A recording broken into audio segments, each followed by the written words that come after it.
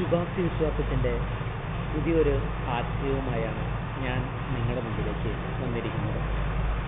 കഴിഞ്ഞ കുറേ വീഡിയോയിലൂടെ നിങ്ങളുടെ ജീവിതത്തിലെ ഏറ്റവും സന്തോഷപ്രദമാക്കാനും വിജയപ്രദമാക്കാനും വേണ്ട കുറേ ആശയങ്ങളിലൂടെയാണ് നമ്മൾ കടന്നുപോയത്. എന്നാൽ ഇന്ന് വേറിട്ട ഒരു ചിന്താഗതിയിലൂടെയാണ് ഞാൻ നിങ്ങളുടെ മുമ്പിലേക്ക് വന്നിരിക്കുന്നത്. നമ്മുടെ എല്ലാവരുടെയും ജീവിതത്തിൻ്റെ ഓരോ ദിവസവും എടുത്ത് പരിശോധിച്ചാൽ നിരവധി പ്രശ്നങ്ങളിലൂടെയാണ് കടന്നു പോകുന്നത്. എന്നാൽ ഈ പ്രശ്നങ്ങളുടെ എല്ലാം മൂല കാരണം എന്താണെന്ന് ചോദിച്ചാൽ നമ്മുടെ ചിന്താഗതി തന്നെയാണ്. ജീവിതത്തിലുണ്ടാകുന്ന എല്ലാ പ്രശ്നങ്ങളുടെയും നമ്മൾ ഏത് രീതിയിലാണ് സമീപിക്കുന്നത് എന്നുള്ളതാണ് അത് ഏറ്റവും വലിയ പ്രശ്നമായി തീരുന്നു എന്നതിലുള്ള ഏറ്റവും വലിയ കാര്യം.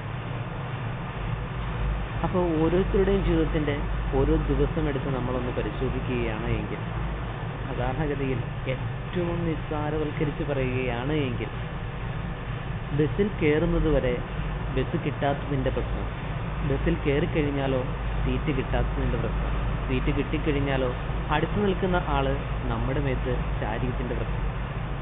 ഇങ്ങനെ പ്രശ്നങ്ങളുടെ ഒരു നീണ്ട നിരയാണ് നമ്മുടെ ജീവിതം എടുത്ത് പരിശോധിച്ച് കഴിഞ്ഞാൽ ഓരോ ദിവസവും കടന്നു പോകുന്നത്.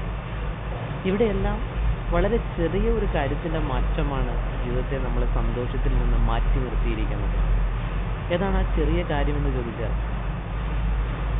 ജീവിതത്തിൽ നമ്മുടെ മനസ്സിൻ്റെ ശക്തി അല്പമൊന്ന് വർദ്ധിപ്പിക്കുവാൻ അല്ലെങ്കിൽ മനഃശക്തി ഉണ്ടാക്കിയെടുക്കുവാൻ എന്താണ് ചെയ്യാൻ പറ്റുക? ഈ ഒരു ആശയം സെൻ ഗുരു വളരെ മനോഹരമായി നമുക്ക് പറഞ്ഞു തന്നിട്ടുണ്ട്. അതൊരു ചെറിയ കഥയിലൂടെയാണ്. കഥകൾ എനിക്ക് വളരെ ഇഷ്ടമാണ്.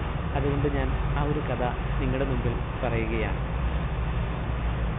അതായത്, മനസ്സിൻ്റെ ശക്തി എങ്ങനെ വർദ്ധിപ്പിക്കാം, മനസ്സിലെങ്ങനെ സന്തോഷം നിറയ്ക്കാം എന്നൊരു ചോദ്യവുമായി ഒരാൾ സെൻ ഗുരുവിനെ കാണാൻ ചെന്നു.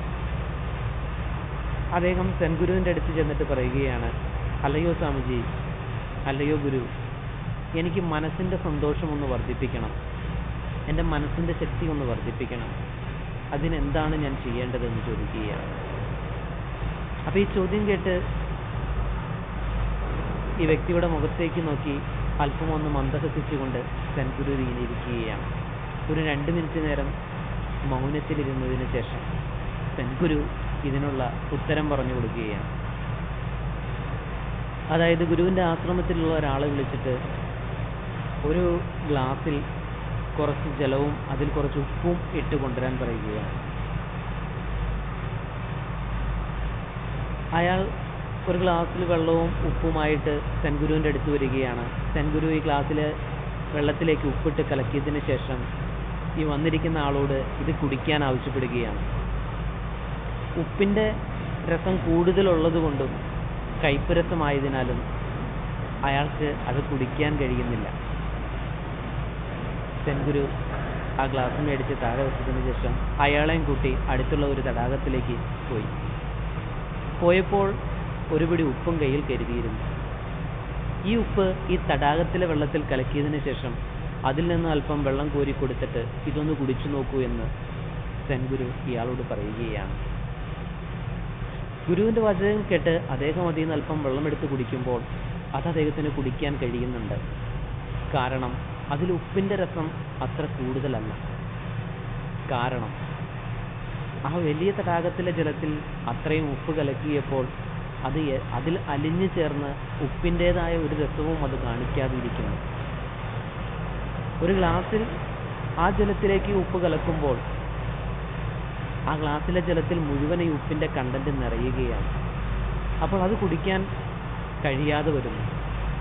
സെൻ ഗുരു പറഞ്ഞു കൊടുക്കുന്ന ആശയം ഇതാണ്: നമ്മുടെ മനസ്സിനെ വിശാലമാക്കിയിടുക.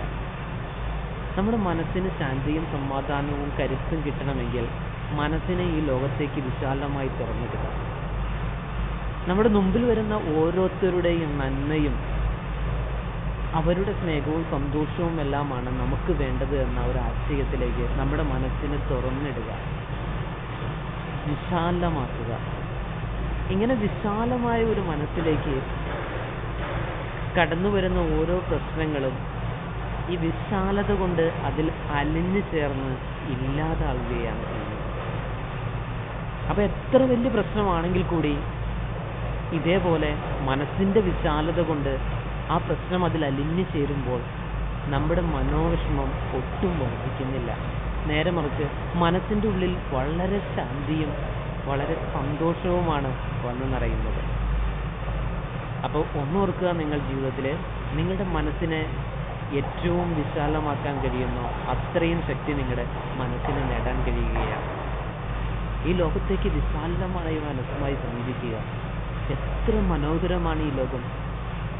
ഇടുങ്ങിയ ഒരു മനസ്സുമായിട്ട് നാം ഈ ലോകത്തെ സമീപിക്കുമ്പോൾ നമ്മുടെ മനസ്സിലേക്ക് കടന്നു വരുന്ന ഓരോ പ്രശ്നവും വളരെ വലുതായിരിക്കും.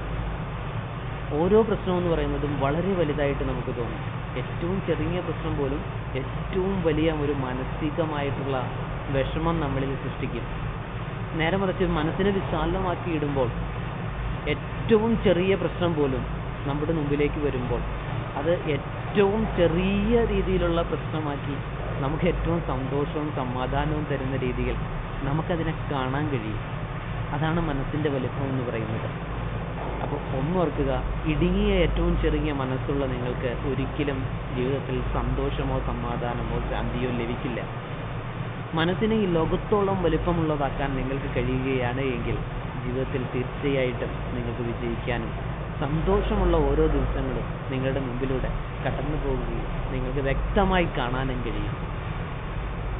ശുഭാപ്തി വിശ്വാസത്തിൻ്റെ നല്ല ആശയങ്ങളുമായി ഇനിയും ഞാൻ നിങ്ങളുടെ മുമ്പിലേക്ക് വരും. ആശയങ്ങളുടെ ആവിഷ്കാരങ്ങൾക്ക് നന്മയുടെ വെളിച്ചവുമായി ഇനി ഒരു വീഡിയോയിലൂടെ നമുക്ക് കാണാം.